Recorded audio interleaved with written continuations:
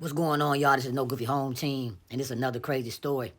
McDonald's worker pulled a strap out on a family who was just trying to get a chicken sandwich. I don't know what McDonald's putting in them chicken sandwiches that got y'all acting crazy. But what I do know is, if you working a job and you pulling out straps, hey man, you need to join the police department. Y'all get in the comments and tell me about this story. This is the No Goofy Home Team, y'all. Thank y'all for all the support, for the years of support, man. Get in the comment section and let me know what story you want me to do next. All right, y'all. This is the No Goofy Home Team. I'm out. At 3:30, it's a story you'll only see on Local 10. A woman sharing her story with us after she was held at gunpoint by a McDonald's employee. She says a 1-year-old and a pregnant woman were also in the car at the time, and Local 10's Rosh Lowe is live in Miami Gardens with this exclusive. What a crazy story, Rosh. A wild story summed up this way: McTrouble at McDonald's. And get this, tonight we're hearing from this woman who says she couldn't believe her eyes after waiting an hour for food. The employee, she says, coming out with a gun.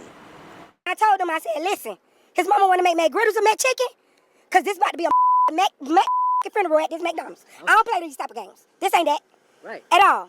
And it's a car full of women? Women and children. What can we possibly do to you with a burger and some fries? We broke the story Monday. A Miami Gardens McDonald's employee arrested for pulling a gun in a car full of women and a child. So you were waiting for a while? Yeah, we was waiting for like over an hour. Over an hour? Yeah, we stayed across the street. Chayton Timmons says they waited a long time, her pregnant daughter to some of the people in the car, and then this guy, Anthony Elliott, wouldn't give them their food, she says. We looking at each other, me and my goddaughter looking at each other like, why are you upset? And he was like, I don't have to give you nothing. He was like, what you said, what you said?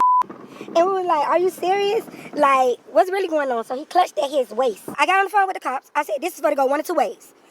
Miami Gardens Police Department, y'all need to get here to McDonald's because somebody for to die. Yes, ma'am. Elliott now facing the charges, and for this woman who already survived a shooting, she says she went into defense mode. And what goes through your mind at that moment? He has a death wish. He must have a death wish. This got to be a suicide because there's no way that I'm going to allow you to do anything bodily harm to mine. All over McNuggets. All over McChicken. McChicken.